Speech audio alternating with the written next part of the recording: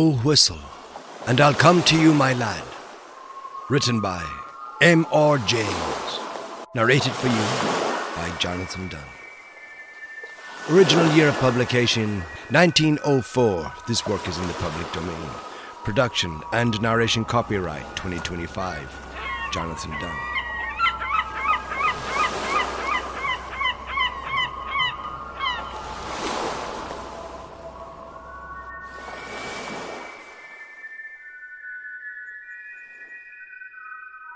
I suppose you will be getting away pretty soon. Now full term is over, Professor, said a person not in the story to the professor of ontography, soon after they had sat down next to each other at a feast in the hospitable hall of St. James College.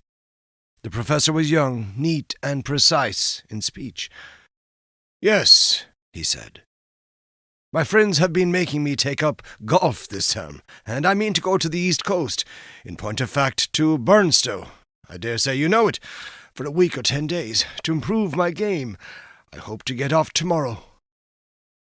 "Oh, Parkins," said his neighbour on the other side, "if you are going to Burnstow, I wish you would look at the site of the Templars' Preceptory, and let me know if you think it would be any good to have a dig there in the summer."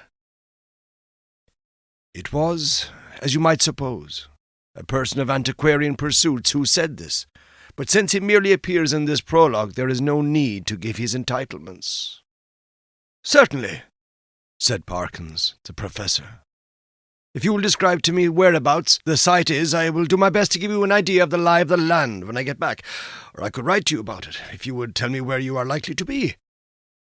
"Don't trouble to do that, thanks. It's only that I'm thinking of taking my family in that direction in the long, and it occurred to me that as very few of the English preceptories have ever been properly planned, I might have an opportunity of doing something useful on off days." The professor rather sniffed at the idea that planning out a preceptory could be described as useful. His neighbour continued. "The site, I doubt if there's anything showing above ground, must be down quite close to the beach now. The sea has encroached tremendously, as you know, all along that bit of coast. I should think, from the map, it must be about 3/4 of a mile from the Globe Inn, at the north end of the town. Where are you going to stay?" "Well, at the Globe Inn, as a matter of fact," said Parkins. "I've engaged a room there. I couldn't get in anywhere else. Most of the lodging-houses are shut up in winter, it seems, and as it is, they tell me that the only room of any size I can have is really a double-bedded one, and that they haven't a corner in which to store the other bed, and so on. But I must have a fairly large room, for I'm taking some books down, and mean to do a bit of work, though I don't quite fancy having an empty bed, not to speak of two, in what I may call for the time being my study. I suppose I can manage to rough it for the short time I shall be there." "Do you call having an extra bed in your room roughing it, Parkins?" said a bluff person opposite. "Look here, I shall come down and occupy it for a bit. It'll be company for you." The professor quivered, but managed to laugh in a courteous manner. "By all means, Rogers. There's nothing I should like better, but I'm afraid you would find it rather dull. You don't play golf, do you?" "No, thank heaven," said rude Mr. Rogers. "Well, you see, when I'm not writing, I shall most likely be out on the links, and that, as I say, would be rather dull for you, I'm afraid." "Oh, I don't know. There's certain to be somebody I know in the place, but of course, if you don't want me, speak the word, Parkins. I shan't be offended. Truth, as you always tell us, is never offensive." Parkins was indeed scrupulously polite and strictly truthful. It is to be feared that Mr. Rogers sometimes practised upon his knowledge of these characteristics. In Parkins' breast there was a conflict now raging, which for a moment or two did not allow him to answer. The interval being over, he said, "Well, if you want the exact truth, Rogers, I was considering whether the room I speak of would really be large enough to accommodate us both comfortably, and also whether, mind, I shouldn't have said this if you hadn't pressed me, you would not constitute something in the nature of a hindrance to my work." Rogers laughed loudly. "Well done, Parkins," he said. "It's all right. I promise not to interrupt your work. Don't you disturb yourself about that. No, I won't come if you don't want me, but I thought I should do so nicely to keep the ghosts off." Here he might have been seen to wink and to nudge his next neighbour. Parkins might also have been seen to become pink. "I beg pardon, Parkins," Rogers continued. "I oughtn't to have said that. I forgot you didn't like levity on these topics." "Well," Parkins said, "as you have mentioned the matter, I freely own that I do not like the careless talk about what you call ghosts. A man in my position," he went on, raising his voice a little, "cannot, I find, be too careful about appearing to sanction the current beliefs on such subjects, as you know, Rogers, or as you ought to know, for I think I have never concealed my views." "No, you certainly have not, old man," put in Rogers, sotto voce. "I hold that any semblance, any appearance of concession to the view that such things might exist is equivalent to a renunciation of all that I hold most sacred. But I'm afraid I have not succeeded in securing your attention."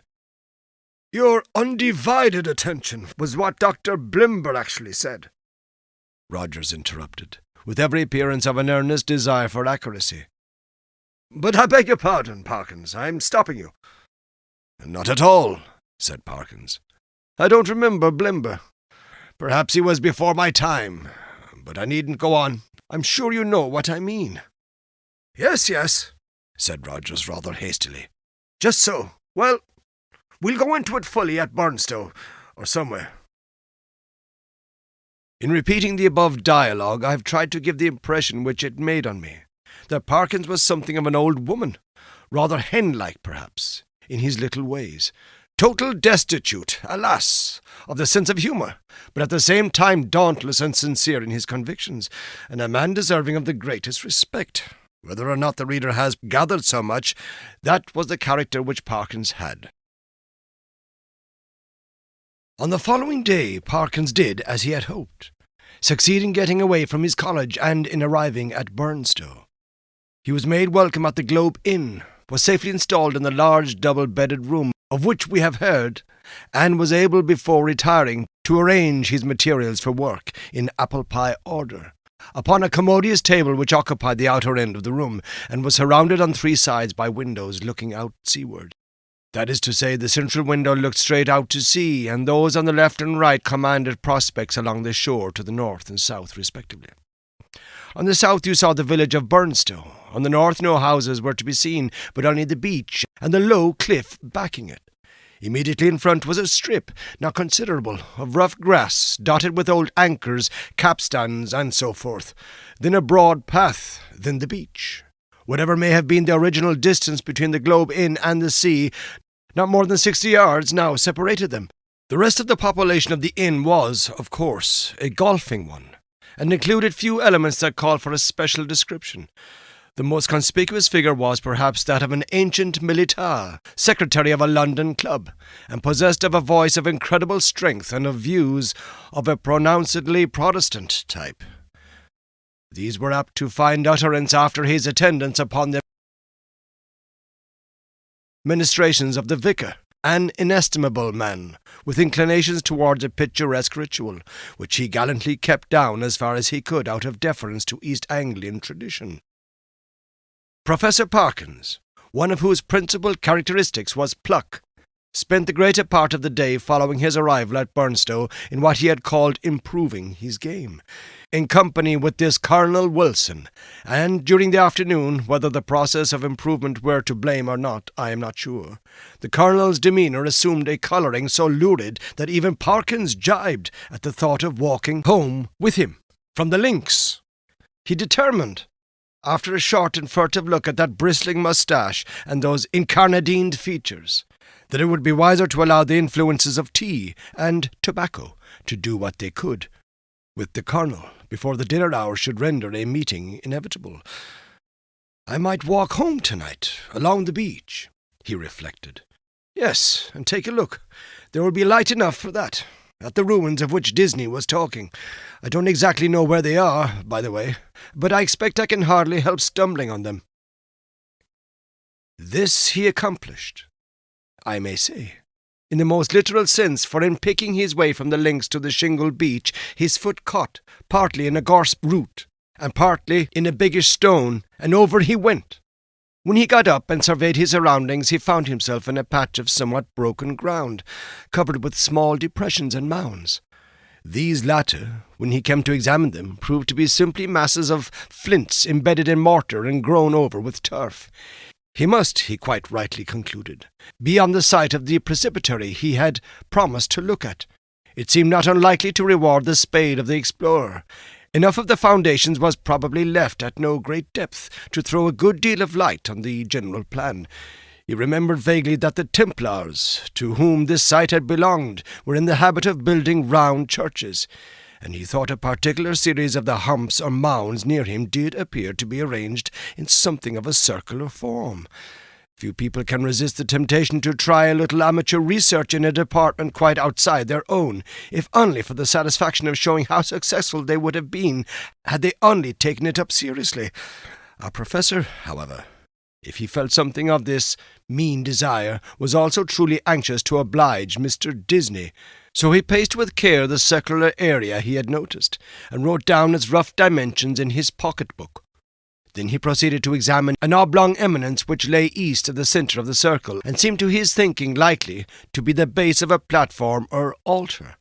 At one end of it, the northern, a patch of the turf was gone, removed by some boy or other creature, verre nature. It might, he thought, be as well to probe the soil here for evidences of masonry, and he took out his knife and began scraping away the earth. And now followed another little discovery. A portion of soil fell inward as he scraped, and disclosed a small cavity. He lighted one match after another to help him to see of what nature the hole was, but the wind was too strong for them all. By tapping and scratching the sides with his knife, however, he was able to make out that it must be an artificial hole in masonry. It was rectangular, and the sides, top and bottom, if not actually plastered, were smooth and regular. Of course it was empty. No! As he withdrew the knife, he heard a metallic clink, and when he introduced his hand, it met with a cylindrical object lying on the floor of the hole. Naturally enough, he picked it up, and when he brought it into the light, now fast fading, he could see that it, too, was of man's making. A metal tube about 4 inches long, and evidently of some considerable age. By the time Parkins had made sure that there was nothing else in this odd receptacle, it was too late and too dark for him to think of undertaking any further search. What he had done had proved so unexpectedly interesting that he determined to sacrifice a little more of the daylight on the morrow to archaeology. The object which he now had safe in his pocket was bound to be of some slight value at least, he felt sure. Bleak and solemn was the view on which he took a last look before starting homeward. A faint yellow light in the west showed the links, on which a few figures moving towards the clubhouse were still visible. The squat Martello Tower, the lights of Alzey village, the pale ribbon of sands intersected at intervals by black wooden groins. The dim and murmuring sea. The wind was bitter from the north, but was at his back when he set out for the globe. He quickly rattled and clashed through the shingle and gained the sand, upon which, but for the groins which had to be got over every few yards, the going was both good and quiet. One last look behind, to measure the distance he had made since leaving the ruined Templars' church, showed him a prospect of company on his walk, in the shape of a rather indistinct personage, who seemed to be making great efforts to catch up with him, but made little, if any, progress. I mean that there was an appearance of running about his movements, but that the distance between him and Parkins did not seem to materially to lessen. So, at least Parkins thought, and decided that he almost certainly did not know him, that it would be absurd to wait until he came up. For all that, company, he began to think, would really be very welcome on that lonely shore, if only you could choose your companion. In his enlightened days he had read of meetings in such places which even now would hardly bear thinking of. He went on thinking of them, however, until he reached home, and particularly of one which catches most people's fancy at some time of their childhood. Now, I saw in my dream that Christian had gone but a very little way when he saw a foul fiend coming over the field to meet him. What should I do now? He thought. If I looked back and caught sight of a black figure sharply defined against the yellow sky, and saw that it had horns and wings. I wonder whether I should stand or run for it. Luckily, the gentleman behind is not of that kind, and seems to be about as far off now as when I saw him first. Well, at this rate he won't get his dinner as soon as I shall, and, dear me, it's within a quarter of an hour of the time now. I must run. Parkins had, in fact, very little time for dressing. When he met the Colonel at dinner, peace, or as much of her as that gentleman could manage, reigned once more in the military bosom, nor was she put to flight in the hours of bridge that followed dinner, for Parkins was a more than respectable player. When, therefore, he retired towards 12 o'clock, he felt he had spent his evening in quite a satisfactory way, and that, even for so long as a fortnight or 3 weeks, life at the Globe would be supportable under similar conditions. Especially, thought he, if I go on improving my game. As he went along the passages, he met the boots of the Globe. He stopped and said, "Beg your pardon, sir, but I was a-brushing your coat just now. There was something fell out of the pocket. I put it on your desk of drawers, sir, in your room, sir. A piece of pipe or something of that, sir. Thank you, sir. You'll find it on your chest of drawers, sir. Yes, sir. Good night, sir." The speech served to remind Parkins of his little discovery of that afternoon. It was with some considerable curiosity that he turned it over by the light of his candles. It was of bronze, he now saw, and was shaped very much after the manner of the modern dog whistle. In fact, it was. Yes, certainly it was. Actually, no more nor less than a whistle. He put it to his lips, but it was quite full of a fine caked-up sand or earth, which would not yield to knocking, but must be loosened with a knife. Tidy as ever in his habits, Parkins cleared out the earth onto a piece of paper, and took the latter to the window to empty it out. The night was clear and bright, as he saw when he had opened the casement, and he stopped for an instant to look at the sea, and note a belated wanderer stationed on the shore in front of the inn. Then he shut the window, a little surprised at the late hours people kept at Burnstow, and took his whistle to the light again. Why, surely there were marks on it, and not merely marks, but letters. A very little rubbing rendered the deeply cut inscription quite legible, but the professor had to confess, after some earnest thought, that the meaning of it was obscure to him as the writing on the wall to Belshazzar. There were legends both on the front and on the back of the whistle. The one read thus: Fla, Fur, Bis, Fle. The other, Quis est iste qui uinit. I ought to be able to make it out, he thought, but I suppose I am a little rusty in my Latin. When I come to think of it, I don't believe I even know the word for a whistle. The long one does seem simple enough. It ought to mean, who is coming? Well, the best way to find out is evidently to whistle for him. He blew tentatively, and stopped suddenly, startled and yet pleased at the note he had elicited. It had a quality of infinite distance in it, and, soft as it was, he somehow felt it must be audible for miles around. It was a sound, too, that seemed to have the power, which many scents possess, of forming pictures in the brain. He saw quite clearly for a moment a vision of a wide, dark expanse at night, with a fresh wind blowing, and in the midst a lonely figure. How employed he could not tell. Perhaps he would have seen more had not the picture been broken by the sudden surge of a gust of wind against his casement, so sudden it made him look up, just in time to see the white glint of a sea-bird's wing somewhere outside the dark panes.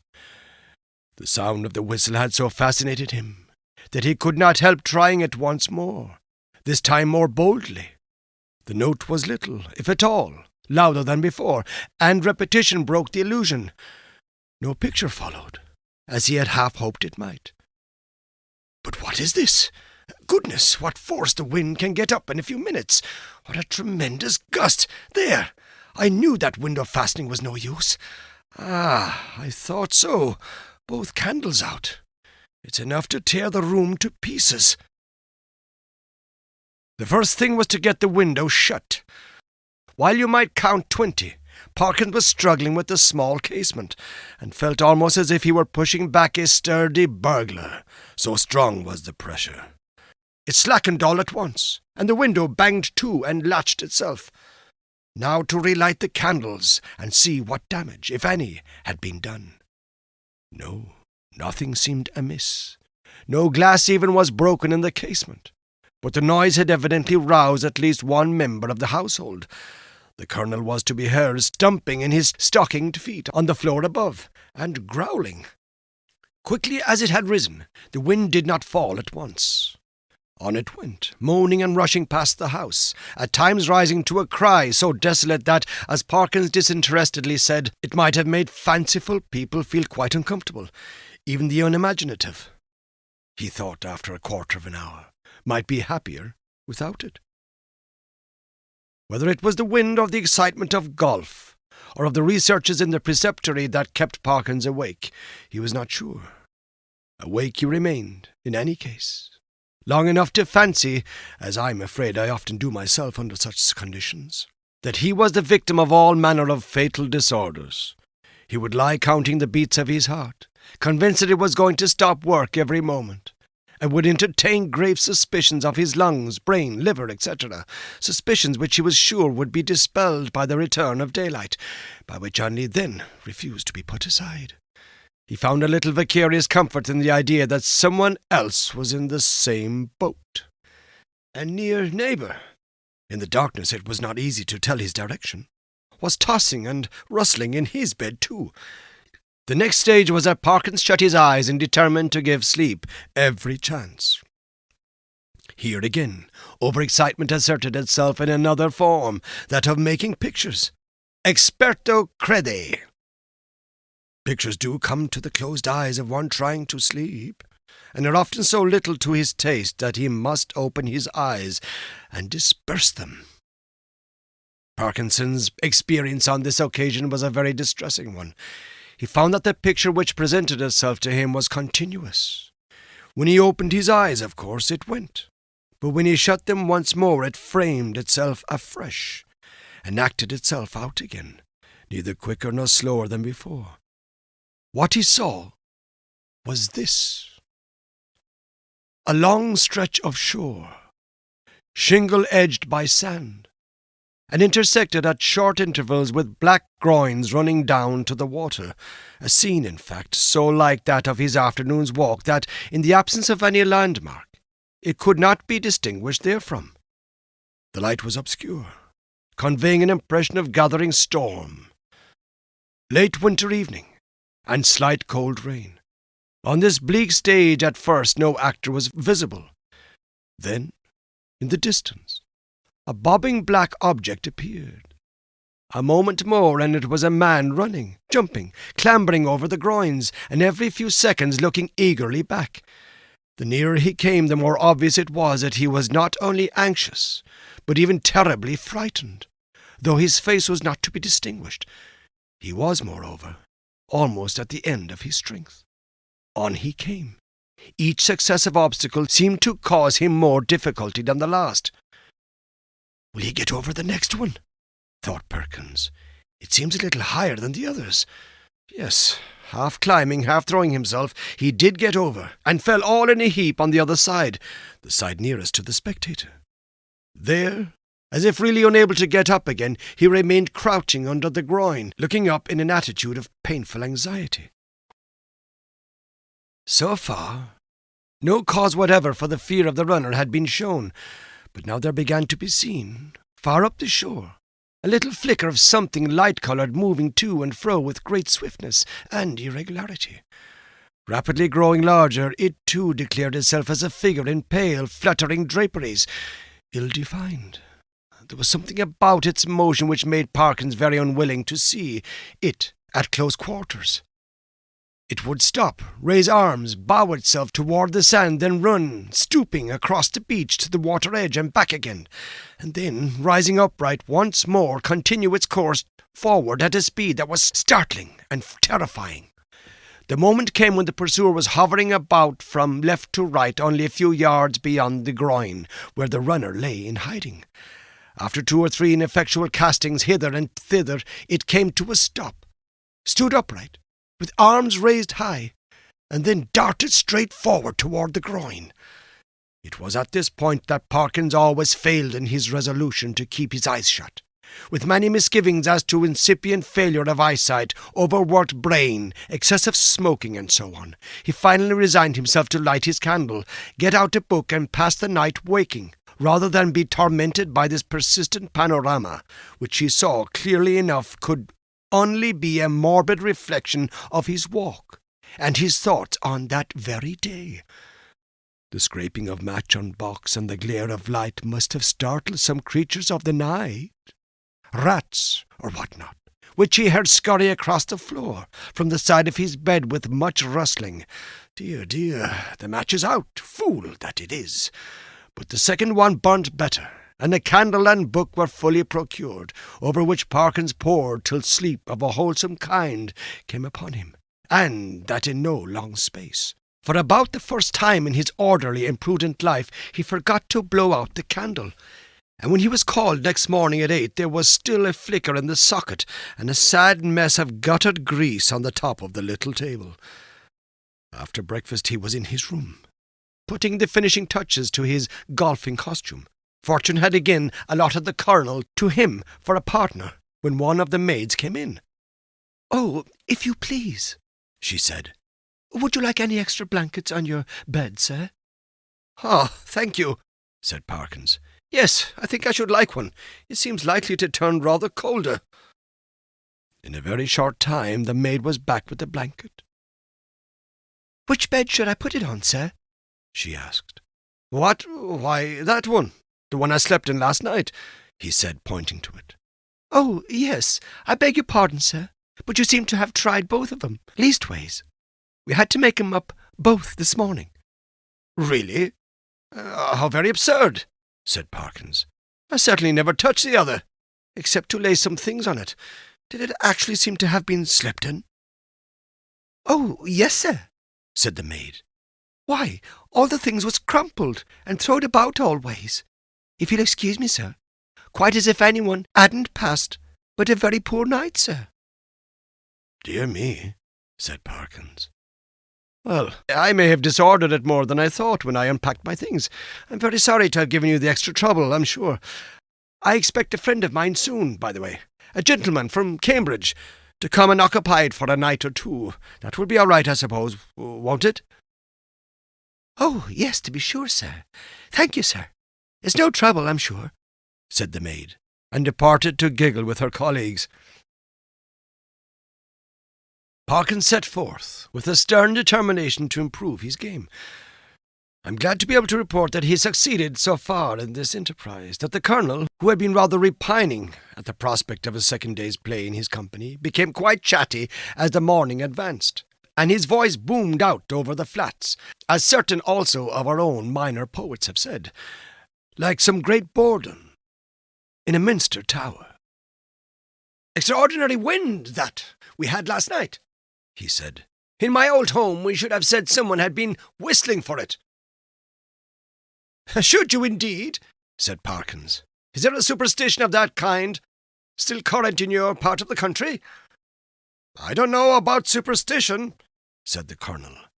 "They believe in it all over Denmark and Norway, as well as on the Yorkshire coast, and my experience is, mind you, that there's generally something at the bottom of what these country folk hold to, and have held to for generations. But it's your drive, or whatever it might have been. The golfing reader will have to imagine appropriate digressions at the proper intervals." When conversation was resumed, Parkins said with a slight hesitancy, "Apropos of what you were saying just now, Colonel, I think I ought to tell you that my own views on such subjects are very strong. I am, in fact, a convinced disbeliever in what is called the supernatural."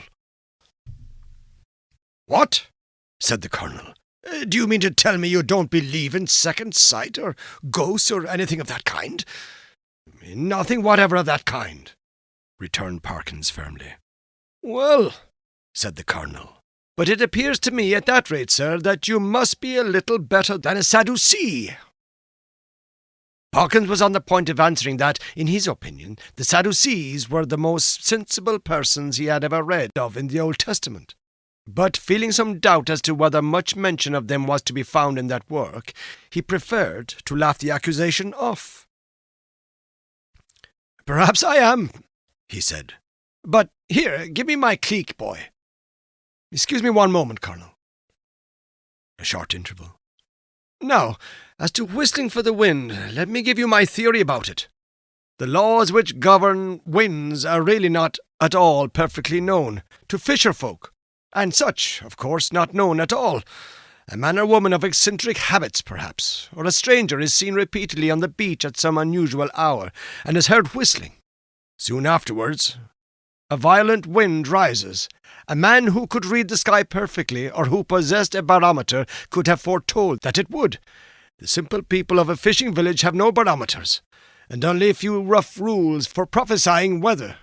What more natural than that the eccentric personage I postulated should be regarded as having raised the wind, or that he or she should clutch eagerly at the reputation of being able to do so? Now, take last night's wind. As it happens, I myself was whistling. I blew a whistle twice, and the wind seemed to come absolutely in answer to my call. If anyone had seen me—" The audience had been a little restive under this harangue, and Parkins had, I fear, fallen somewhat into the tone of a lecturer. But at the last sentence the Colonel stopped. "Whistling, were you?" he said. "And what sort of whistle did you use? Play this stroke first." Interval. "About that whistle you were asking, Colonel. It's rather a curious one. I have it in my— No, I see I've left it in my room. As a matter of fact, I found it yesterday." And then Parkins narrated the manner of his discovery of the whistle, upon hearing which the Colonel grunted, and opined that in Parkins' place he should himself be careful about using a thing that had belonged to a set of papists, of whom, speaking generally, it might be affirmed that you never know what they might not have been up to. From this topic he diverged to the enormities of the vicar, who had given notice on the previous Sunday that Friday would be the feast of St. Thomas the Apostle, and that there would be service at 11 o'clock in the church. This and other similar proceedings constituted, in the Colonel's view, a strong presumption that the vicar was a concealed papist, if not a Jesuit. And Parkins, who could not very readily follow the Colonel in this region, did not disagree with him. In fact, they got on so well together in the morning that there was no talk on either side of their separating after lunch. Both continued to play well during the afternoon, or at least well enough to make them forget everything else, until the light began to fail them. Not until then did Parkins remember that he had meant to do some more investigating at the preceptory. But it was of no great importance, he reflected. One day was as good as another. He might as well go home with the Colonel. As they turned the corner of the house, the Colonel was almost knocked down by a boy who rushed into him at the very top of his speed, and then, instead of running away, remained hanging on to him and panting. The first words of the warrior were naturally those of reproof and objurgation, but he very quickly discerned that the boy was almost speechless with fright. Inquiries were useless at first.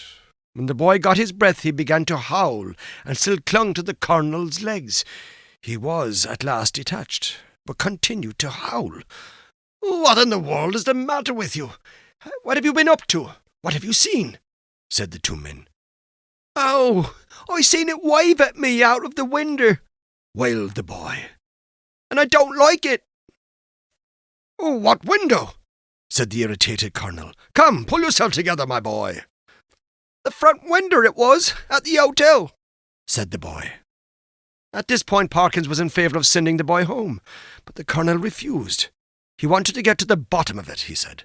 It was most dangerous to give a boy such a fright as this one had had, and if it turned out that the people had been playing jokes, they should suffer for it in some way. And by a series of questions he made out this story. The boy had been playing about on the grass in front of the globe with some others. Then they had gone home to their teas, and he was just going, when he happened to look up at the front window and see it a-wiving at him. It seemed to be a figure of some sort, in white as far as he knew. Couldn't see its face, but it wived at him. And it warn't a right thing, not to say not a right person. Was there a light in the room?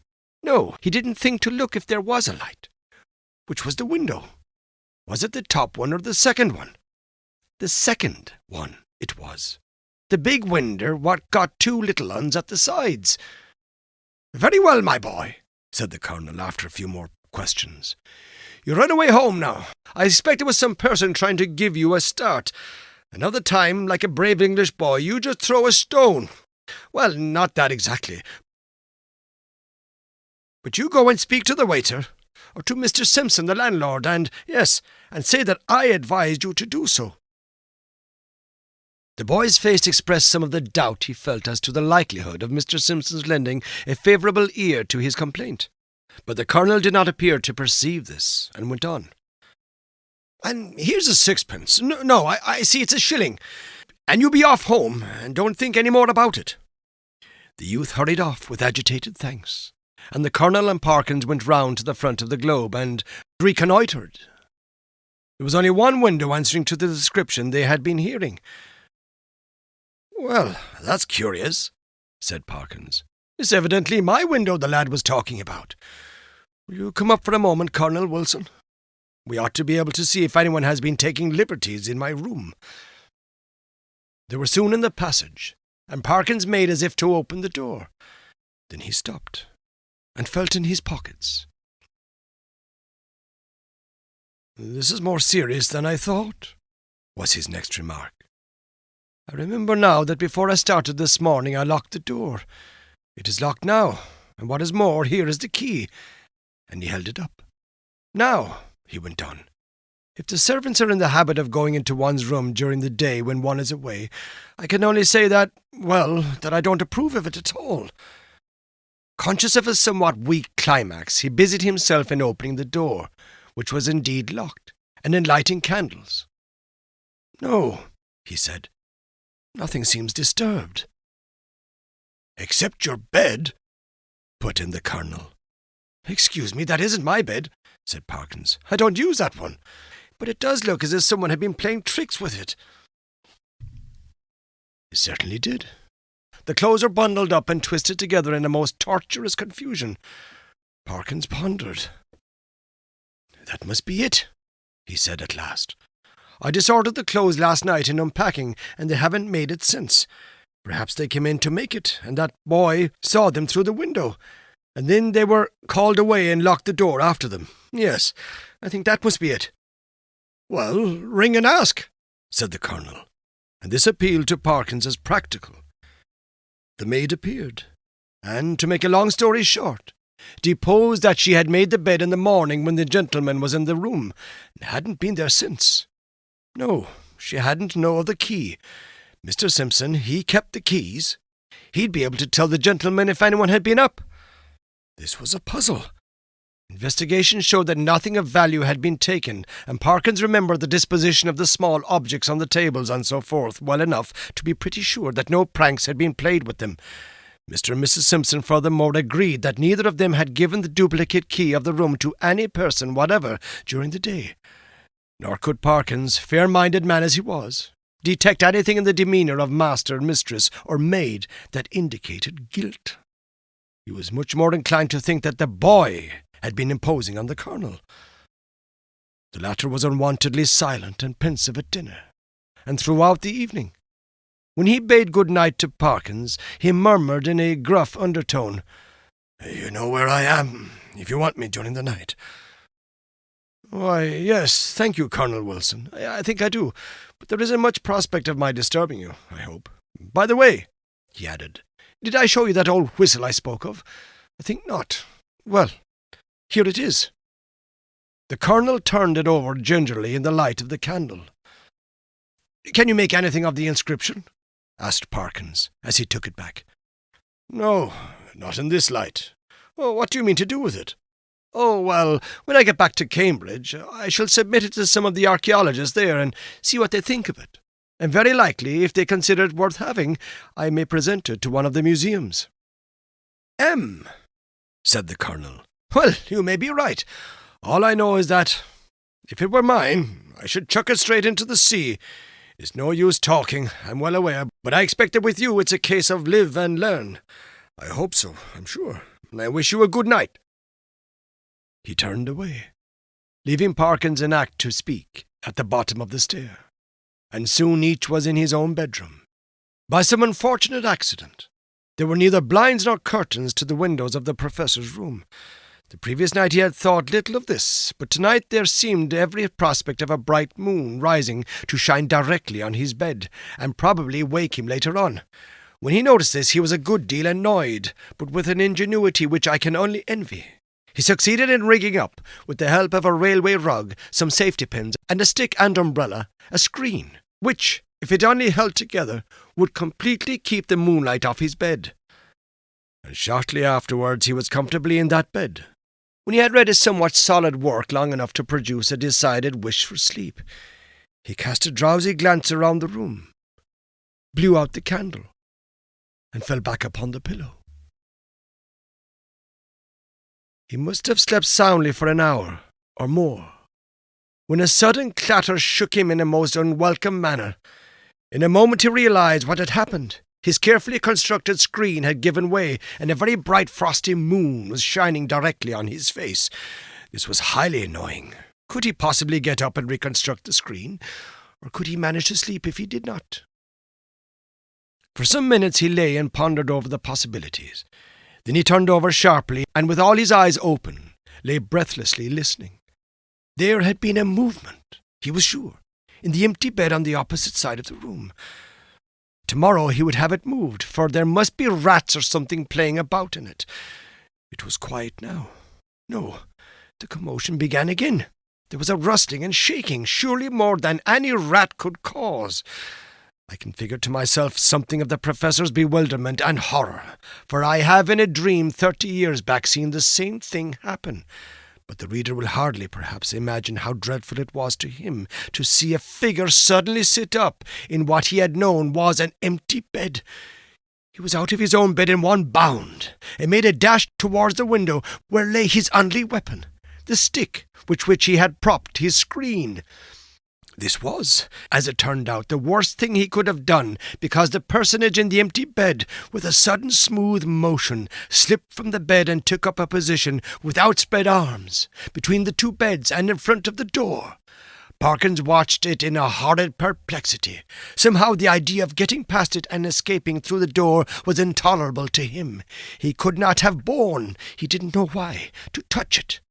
And as for its touching him, he would sooner dash himself through the window than have that happen. It stood for the moment in a band of dark shadow, and he had not seen what its face was like. Now it began to move in a stooping posture, and all at once the spectator realized with some horror and some relief that it must be blind, for it seemed to feel about with its muffled arms in a groping and random fashion. Turning half away from him, it became suddenly conscious of the bed he had just left, and darted towards it, and bent over and felt the pillows in a way which made Parkins shudder as he had never in his life thought it possible. In a very few moments it seemed to know that the bed was empty, and then, moving forward in the area of light and facing the window, it showed for the first time what manner of thing it was. Parkins, who very much dislikes being questioned about it, did once describe something of it in my hearing, and I gathered that what he chiefly remembers about it is a horrible and intensely horrible face of crumpled linen. What expression he read upon it he could not or would not tell, but that the fear of it went nigh to maddening him is certain. But he was not at leisure to watch it for long. With formidable quickness it moved into the middle of the room, and as it groped and waved, one corner of its draperies swept across Parkins' face. He could not, though he knew how perilous a sound was, he could not keep back a cry of disgust, and this gave the searcher an instant clue. It leapt towards him upon the instant, and the next moment he was halfway through the window backwards, uttering cry upon cry at the utmost pitch of his voice, and the linen face was thrust close into his own. At this, almost the last possible second, deliverance came, as you will have guessed. The colonel burst the door open, and was just in time to see the dreadful group at the window. When he reached the figures, only one was left. Parkins sank forward into the room in a faint, and before him on the floor lay a tumbled heap of bedclothes. Colonel Wilson asked no questions, but busied himself in keeping everyone else out of the room and in getting Parkins back to his bed, and himself, wrapped in a rug, occupied the other bed for the rest of the night. Early on the next day, Rogers arrived, more welcome than he would have been a day before, and the three of them held a very long consultation in the professor's room. At the end of it, the colonel left the hotel door carrying a small object between his finger and thumb, which he cast as far into the sea as a very brawny arm could send it. Later on, the smoke of a burning ascended from the back premises of the Globe.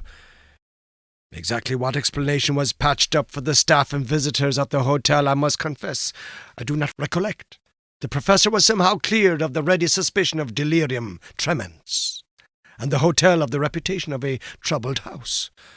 There is not much question as to what would have happened to Parkins if the colonel had not intervened when he did. He would either have fallen out of the window, or else lost his wits. But it is not so evident what more the creature that came in answer to the whistle could have done than frighten. There seemed to be absolutely nothing material about it save the bedclothes, of which it had made itself a body. The colonel, who remembered a not very dissimilar occurrence in India, was of opinion that if Parkins had closed it, it could really have done very little, and that its one power was that of frightening. The whole thing, he said, served to confirm his opinion of the Church of Rome. There is really nothing more to tell. But, as you may imagine, the professor's views on certain points are less clear-cut than they used to be. His nerves, too, have suffered. He cannot even now see a surplice hanging on a door quite unmoved, and the spectacle of a scarecrow in a field late on a winter afternoon has cost him more than one sleepless night.